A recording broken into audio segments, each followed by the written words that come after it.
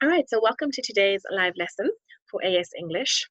And what I'd like to look at today is common errors that people make in commentaries. And we all do this. So I just think it's very helpful to go over the kinds of mistakes that you might be making in commentary and not being aware of it. So let me get my pen on so I can write little scribbles as we go through. Here we go. All right, so common errors made in commentaries. I've taken some of the ideas for this from page 17 of your Cambridge course book. So you might have encountered some of these ideas. I've also added my own ideas. So it's an adaptation of what you might encounter on page 17. And although you might be quite advanced in the course in terms of where you are with your commentaries, you've probably written a few assignments, for those of you who are further in the course, and so you might feel that you have perfected the art of commentary, but there are always errors that keep cropping up, which I think are good to be aware of, so that you don't make the same errors when you move forwards in your commentaries. All right, so the first error that most people make is to not present their own ideas. You must present your own ideas. So how do you do this? Well, you read the extract through twice. You never just read an extract once, because once is just for an overall idea, but twice is for meaning. And you ask yourself, what is going on here beyond the language? Yes, we look at language, but ultimately, what is the author trying to do? In other words, what is the author's ultimate aim? And if we look at this idea based on the extract that most people have looked at because they've encountered it at the beginning of the book, the extract on Kenya, and sorry if you are quite fed up with this extract, but it's a nice way to illustrate these key ideas. So the extract on Kenya is on pages 14 to 15. And I just want to look at the last paragraph, even if you had not read the entire extract, but you wanted to focus on what the writer's ultimate aim was. We can see this even just in the last paragraph. How do we know? Well, because if we read through it, it says, whether you are looking for a base to actively explore this fascinating region, or just somewhere to unwind and find peace, Kenya's south coast has everything you could wish for. And in that very closing paragraph, we understand what the writer's ultimate aim is. It is to get us to visit Kenya's south coast. Therefore, it is a persuasive piece. That is his ultimate aim, is to persuade. So when you do the commentary on that particular extract, you need to show how the writer goes about trying to persuade us to go to Kenya's south coast. That's what you're doing. And how do you do that? Well, you need to look at the language that is used. So yes, it's the overall idea, the overall intent of the text, but then you need to look at language used. And lots of students forget to do this. The whole point of a commentary is to put forward an idea and support that idea with evidence from the text. So, which words or phrases stand out? Why has the author chosen to use those particular words or phrases? So, based on the same extract, let's have a look at the opening paragraph. Right. The coastline south of Mombasa is a tropical paradise of palm-fringed white sand beaches, where the turquoise waters of the Indian Ocean meet beautiful coral reefs.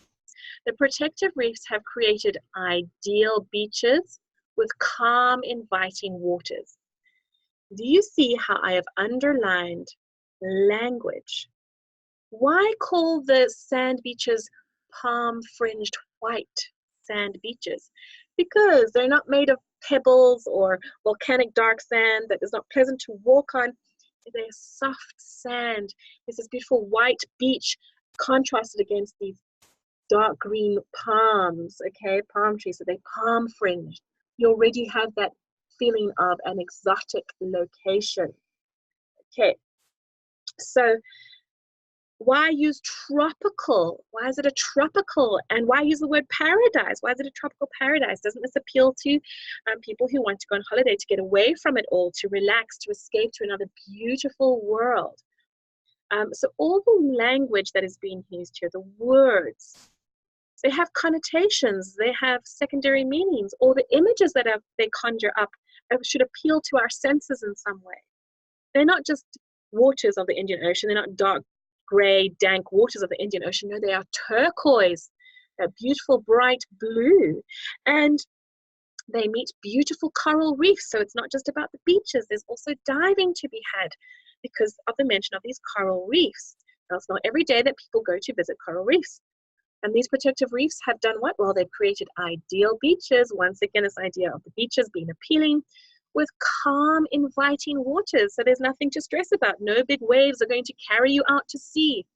So just the opening paragraph alone has a lot of language that you can look at that will help you to prove the point that the writer is trying to be persuasive. Okay, so that's the first two things. So there's the not presenting your own ideas, okay? In other words, what is the writer's ultimate aim? Show that you are aware of this, that the writer aims to persuade us to visit Kenya's south coast, all right? Or not looking at the language used. Definitely do that, or else you have no commentary. You will just have a summary of the extract. And then here's another place where students fall short. Not using quotes or evidence to support the points you make. All right, so remember that in a commentary, you want to make a point, you want to support that point with a quote, and then you want to comment on the effect that all of this creates. So you need to make a point, support it with a quote from the text, show you are quoting, and then explore or discuss this point further. All right. So you must use quotes and evidence to support the points you make. So do not make a point without supporting it with a quote or evidence from the text. Okay. So in other words, do not say, the writer, and I don't really have time to write this, but the writer uses alliteration. The writer uses alliteration in the first line, full stop. He describes a tropical paradise full of palm trees and a white sandy beach, full stop. There are coral reefs, full stop. Okay, you've made a point previously. What was your point? That the writer uses alliteration in the first line. Great, show me where. We see this where he says splendid, sunny, seaside resorts.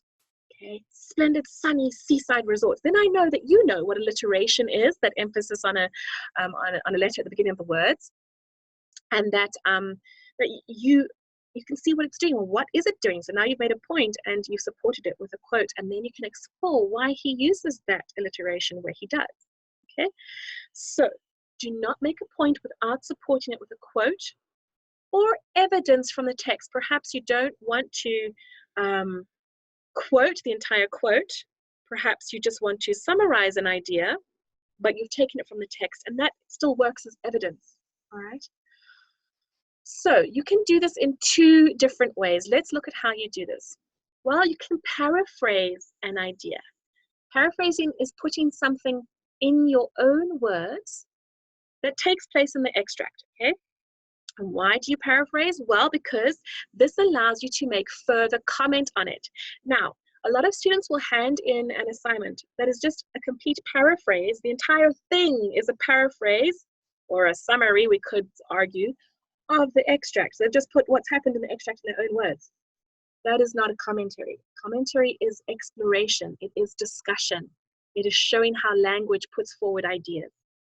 So we need to paraphrase because sometimes you want to show that you understand a concept, you can put it in your own words, but you do this in order to explore it. That's the only reason why you paraphrase, okay? So putting something in your own words that takes place in the extract, this allows you to make further comment on it. Remember this point, quote, comment. The comment is what you get the marks for, but in order to make that comment, you have to sort of make it valid or validate it with a point and a quote. All right. So let's have a look at this idea. The writer explores a variety of options for tourists, from deep sea diving and snorkeling to wildlife safaris and big game fishing. And if you were to reread the extract, you would see these ideas. they have been taken from the extract. And I am simply paraphrasing these ideas and condensing them and putting them in my own words. So the writer explores a variety of options for tourists, from deep sea diving, snorkeling to wildlife safaris and big game fishing. And now I'm going to make my comment. I've made my point and I've taken evidence from the extract using paraphrasing, not quoting, but paraphrasing. In this way, he appeals to a variety of potential tourists. That is why I've bothered to paraphrase the ideas explored, because what is the ultimate point? Well, the ultimate point is that he is appealing to a wide variety of tourists, those who love fishing, those who love diving or snorkeling, or those who love wildlife. Right. So we are dissecting what the writer is doing, and we are commenting on why they do it or how they do it. All right. So that's an example of using paraphrasing as evidence to support some sort of comment that you're going to make. Now, using a quote, and this is the more common way, the more common method that students use to support a point. Persuasive language is used throughout the article, that's the point, as can be seen in adjectives like tropical, beautiful, balmy, lush, world-class, and fascinating. Note how I've shown that I am quoting and that I've used this quote to support the point that the writer is using persuasive language. Now, because I've pointed this out and I've supported it, I would have to make a comment. All right, I've made a point. I've given a quote for evidence. Now, what is my comment going to be? I would like you to suggest a comment. Let's look at this quote. Let's look at this idea again. See if you can come up with something, for those of you who know the extract or who can just think creatively. Persuasive language is used throughout the article, as can be seen in adjectives like tropical, beautiful, balmy, lush, world-class, and fascinating. Now, what effect does this create? What comment are we going to make about the effect this creates? What could we say?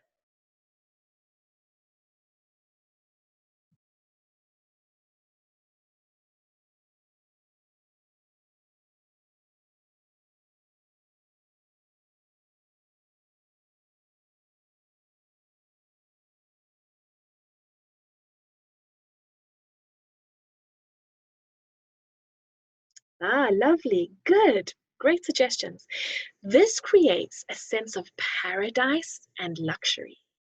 This creates an effect of wonder. Yes, it's beautiful. It's like you're in this sort of fantasy world almost, a sense of wonder. Beautiful, great, yes. So the comment there could be either of those two. This creates a sense of paradise. Yes, look at all these beautiful things that we link to paradise. And then luxury, okay, world class, great. Or wonder, something different, something we're not used to. So yes, that's how you do a point, quote, commentary, kind of a commentary. You need to use this method.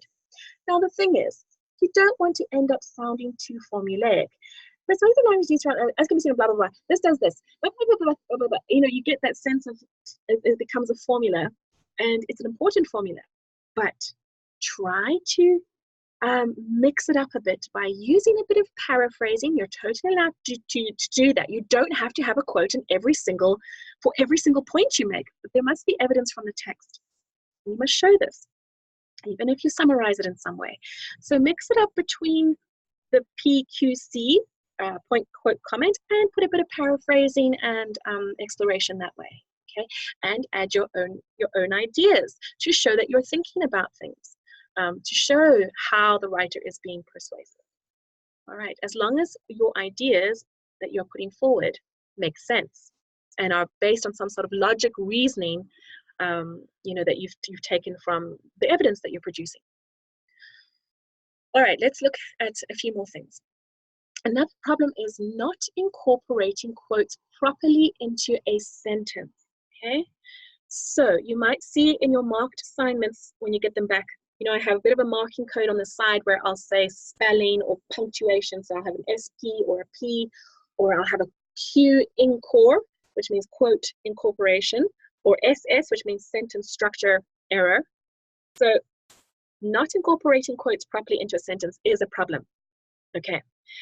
Your quote must make sense and must be incorporated into your sentence. And what I mean by that is, look at how this sentence incorporated quotes so that it made sense, right? Persuasive language is used throughout the article, as can be seen in adjectives like tropical, beautiful, etc. That makes sense, right? Now look at these quotes. Do they make sense? Days are filled with sunshine and nights are balmy and warm. This sentence implies that the weather is pleasant.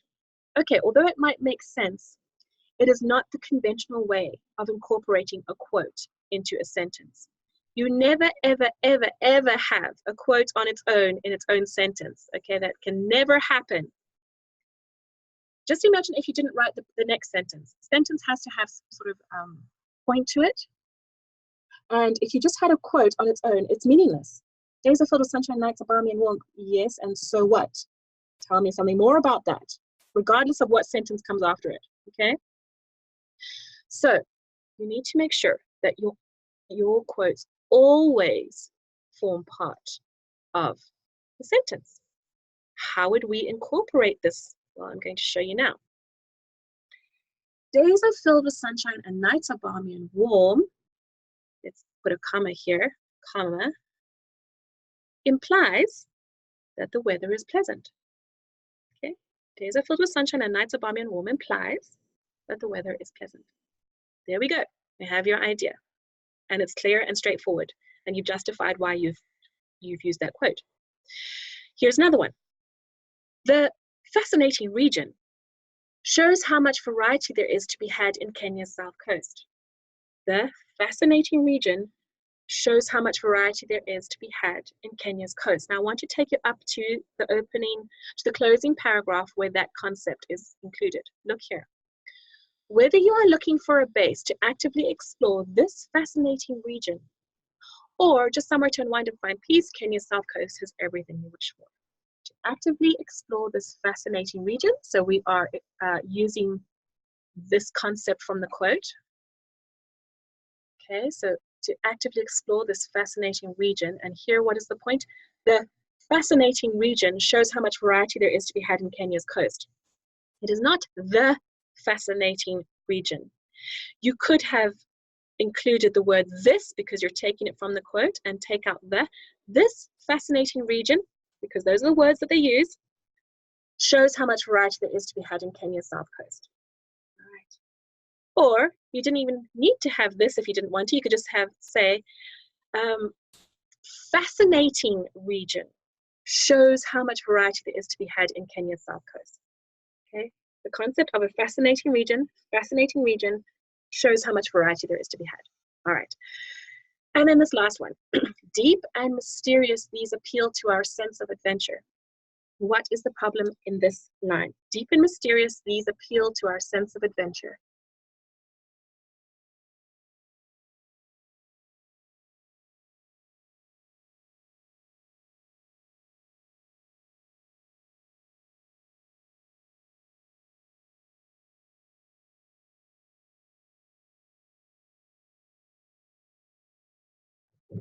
Okay, so here's a suggestion. They don't give much context. Oh, sorry. Okay, so just remember that this point would be somewhere in the middle of a commentary. So that would give us context. So sorry, yes, I should have pointed that out. Let's say that this quote appears somewhere in the paragraph that's been explored that includes these words. So there is context, but it's about quote incorporation. Focus on this idea of incorporating quotes properly into a sentence.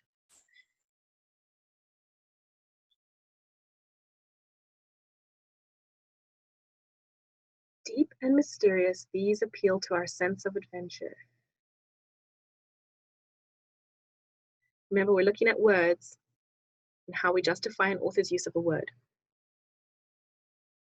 So here's a hint. Deep and mysterious, these are, yes, good, yes, you got it. Yes, deep and mysterious, these are words we've taken out of the extract to explore them, right? Deep and mysterious, take these away. Deep and mysterious appeal to our sense of adventure. Yes, they do. Okay, deep and mysterious, appeal to our sense of adventure. And that is what I mean by not incorporating quotes properly. There must be quote marks to show that you're quoting, and they must make sense in the sentence so that it's as if you are reading a story and it flows nicely, properly, and is grammatically correct. All right, good, well done. Okay, so that was a tricky one. A lot of students also, when they have nothing to actually say or they feel they can't get to grips with the ideas being explored, which if you actually break things down into small little sections, you will find that you have something to say if you really, really look at the section. You look at words and what they mean. They use quotes as a substitute for their own words or ideas. Don't do that. Use your own words. So quotes need to support your claims, not replace them. So here's an example of how a student would do this, would just use quotes to fill up their commentary. The author of this article describes the coastline as a tropical paradise of palm-fringed white sand beaches where the turquoise waters of the Indian Ocean meet beautiful coral reefs. Okay, they've taken this entire thing out and they just put it in, and it's almost like you're giving me a summary of the extract. In fact, you're actually making your marker reread the extract, and they've read the extract. They don't need to reread the extract, okay? So, yes, the author of this article describes the coastline as a tropical paradise. Yes, that would have been enough. And what does this do? Well, the aim of this is to persuade readers to come and holiday and relax on the south coast of Kenya. All right, so you must make a point, you must support the point, but you must also explore the point. So don't just fall back on replicating huge chunks of the text. Your marker's not interested in that. The marker has read the text. The marker wants to see your thoughts on how the author uses language to do what they're doing. Are they entertaining you with a story? Are they trying to persuade you to go somewhere? Are they making an argument or a case of some kind? Okay, this is what you have to get to grips with when you are doing a commentary. Now, here's another thing that students like to do when they don't know what to say about what a word is doing and why an author uses a particular word or a phrase or an idea. They rely on vague generalizations or sweeping statements. That means you apply a statement to everybody. You're generalizing. Do not do that, okay? If you can avoid it. In a commentary, don't do that. So, for example, things like, this article keeps the readers thinking, even long after they have read it. Really? How do you know that? The article didn't keep me thinking long after I read it. Well, that's a lie, because obviously this article keeps me thinking a lot, but I'm just saying you can't just make assumptions that have no basis in reality. Or judgments like, this is a great article. Yes, you might think it's a great article, but somebody else thinks it's an average article. And this has nothing to do with exploring language and how it works. It's irrelevant. Okay? This paragraph keeps the attention of the audience. Does it really? How do you know that? All right, so these kind of vague generalizations, sweeping statements, avoid them. They've got nothing to do with analysis, nothing to do with commentary. They are irrelevant. All right, good. And now this is what a commentary should look like. And I have based this on an extract that George Orwell wrote about an underground mine, okay? He describes an underground mine, and if you turn to page 31 of your books, you'll see the extract there in your course book, which you can have a read of. And he writes this extract about how hellish it is and how difficult it is for the workers to do what they have to do as mine workers, and how it affects your senses, and it is just like hell. So if you were to open up a commentary on this particular piece, and this would just be the opening paragraph, for example, here are the kinds of things that you would say in your commentary. Now, instead of using quote marks, because it's a textbook, they have just italicized or slanted the words to show you they are quoting from the extract. The writer conveys a feeling of oppression through selection of words such as roaring and noise, for example, and evokes a world where the senses, physical aspects such as sight, smell, taste, touch, hearing of the visitor, seem to be physically attacked. All right, so there is the opening sentence. It's a very long sentence, and usually I try to dissuade students from using overly long sentences because they can lead to problems, grammatical problems. But here, it is very well done because it's very well controlled. because they make a point. The writer conveys a feeling of oppression. Yes, how do they do that? Support your point through selection of words such as roaring and noise. Oh, great, you've taken a quote to support that point you made about this feeling of oppression. That is the point, all right? And what else do they do? Well, the writer evokes a world where the senses, well, which senses? And here we have paraphrasing, because instead of quoting long lines that explore a sense, you know, I looked at the dark coal dust rising in a plume of smoke, we want to just say it affects your sight, okay? So this idea of senses has been paraphrased. This is paraphrasing. Do you see how they're mixing up the paraphrasing and the quoting? All right, so it evokes a world where the senses, physical aspects such as sight, smell, taste, touch, hearing of the visitor, all of these are explored in that extract. Okay, well, what about them? Where the senses seem to be physically attacked. All right, so the words he uses, it's quite a violent extract. This sort of description of underground mine and the awful things that, you know, the poor workers have to go through just to extract some coal or whatever it is that they're extracting. So already you are showing your marker that you know how to do a commentary. You are using various tools to discuss the extract and to show how meaning is created in the extract. All right, now let's continue. In addition, so we have a nice listing of ideas here. In addition, on top of all of this, a sense of an alien landscape is conveyed by the simile. Oh, this student knows what a simile is, because look, they're gonna show the simile. The simile, the place is like hell, comparing the mine to hell using a simile. So in addition, the sense of an alien landscape is conveyed by the simile, places like hell. Great. Okay, so you've made a point. You've proved it with a point, with a quote from the extract. Sorry, they've made a point. They've proved it with a quote, and now explore it. What does this suggest? Well, suggesting an almost demonic and corrupting location. There is nothing good about this location. It is corrupt. It is demonic. It is anti-human. Okay. The sense of complete oppression, and they continue this idea that they've been exploring. The sense of complete oppression is also clarified by the writer's selection of a detailed list, and here they put the list of quotes in brackets. Generally, I wouldn't advise you to do that, but okay, if you had to do it once, that's fine. A detailed list: heat, noise, confusion, darkness, foul air. These are quotes taken from the extract. As if one thing after another hits the visitor at the mine, as if there is no escape. And no escape links to this idea of oppression, doesn't it? This oppression that's been built on, this idea that's been built on and mentioned, and this assault on the senses with heat, noise, confusion, darkness, and foul air. So this might not make much sense to you if you haven't read the extract. I would suggest you go and read that extract on page 31, look at the commentary that's given there, and just see the kinds, get a feeling for the type of thing you should be doing when you do commentary.